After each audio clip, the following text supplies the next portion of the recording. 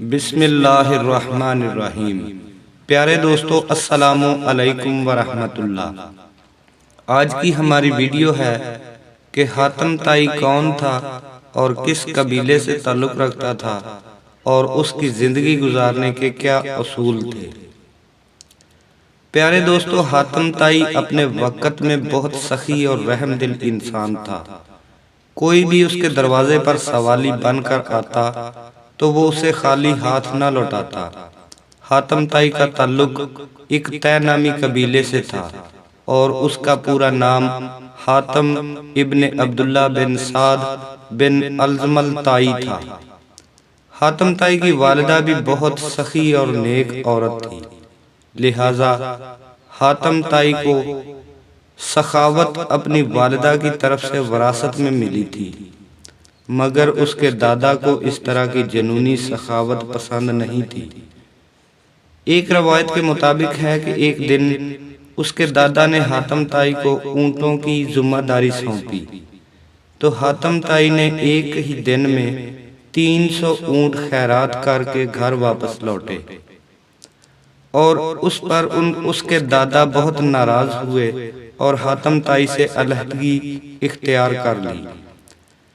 اس پر حاتم طائی نے کہا کہ تنگ دستی اور ناداری میں افراد سے اجتناب کرتا ہوں اور صرف مالداری کی حالت میں ان سے میل جول رکھ سکتا ہوں۔ میں اپنے مال کو اپنی عزت و آبرو کے لیے ڈھال بنا لیتا ہوں اور جو کچھ بچ جاتا ہے میں اس کی ہرگز پرواہ نہیں کرتا۔ پیارے دوستو، مورخین کے لکھنے کے مطابق حاتم طائی ہر میدان میں سرخرو ہوتا تھا۔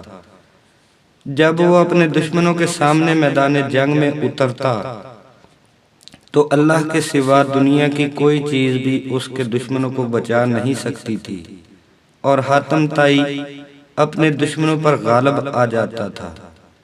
جب کسی سے مقابلہ کرتا تھا تو سبقت لے جاتا تھا۔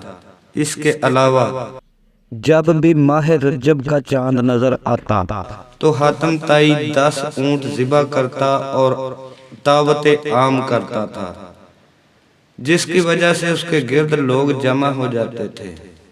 حاتم طائی نے اپنے قبیلے کی ایک عورت نورہ نامی سے شادی کی اور اس کے بعد دوسری شادی یمن کے بادشاہ کی بیٹی معاویہ بنت افرد سے کی۔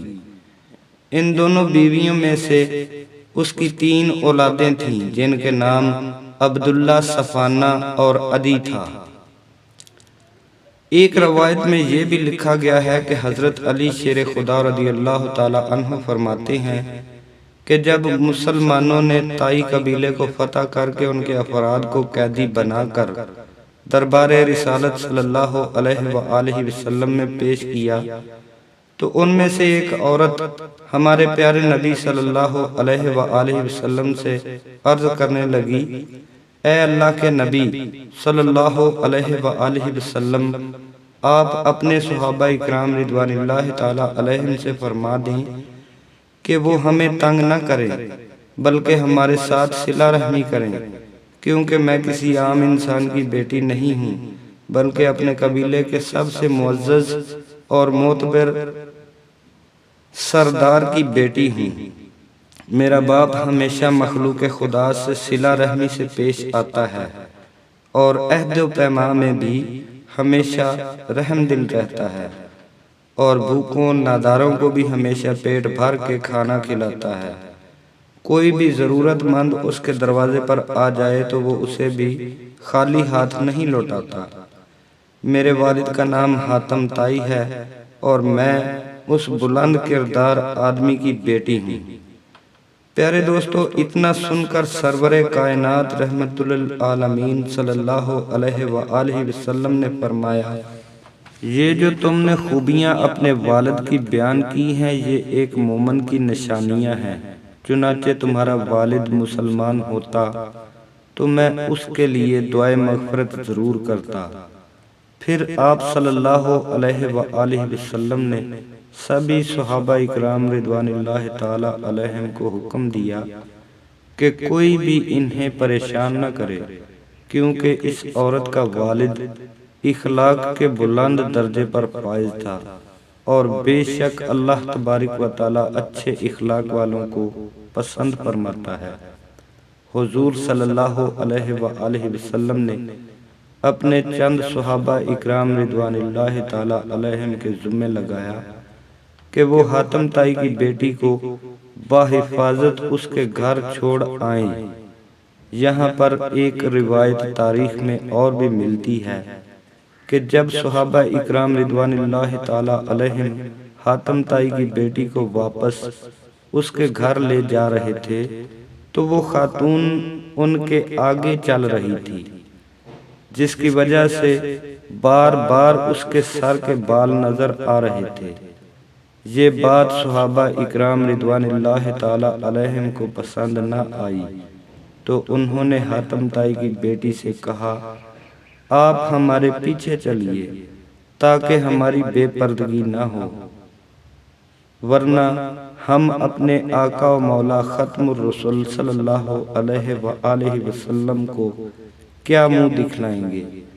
حاتم طائی کی بیٹی صحابہ اکرام رضوان اللہ تعالی علیہم کے اس بہترین رویے سے بہت زیادہ متاثر ہوئیں، اور اپنے گھر پہنچتے ہی بھائی کو کہا کہ چلو بارگاہ رسالت معاب میں جا کر اسلام قبول کر لیتے ہیں۔ عدی بن حاتم طائی اپنی بہن کے سمجھانے پر مان گیا اور بارگاہ رسالت میں حاضر ہو کر اسلام قبول کر لیا۔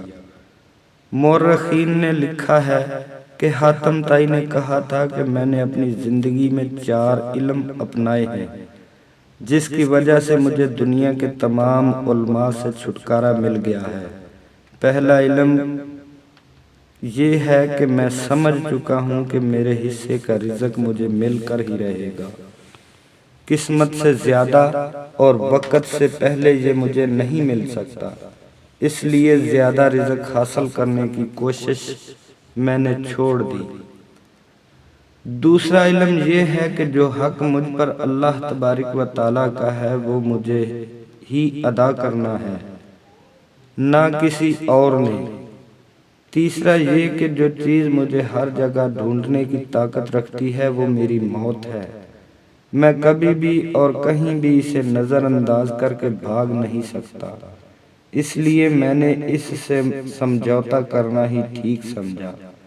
چوتھا علم ہے کہ میرا اللہ ایک ہے جو مجھ سے باخبر رہتا ہے اور مجھے ہر اچھے برے کام کرتے دیکھتا ہے، اس لیے اللہ کے سامنے شرمندہ ہونے کی بجائے میں برے کاموں سے رک جاتا ہوں۔ دوستو، یہی اصول ہم سب لوگ اپنا لیں تو ہمیں دنیا و آخرت میں کبھی بھی شرمندہ نہ ہونا پڑے۔ دعا ہے کہ اللہ تبارک و تعالی ہمیں دین کی سمجھ اور اس پر عمل کرنے کی توفیق عطا فرمائے۔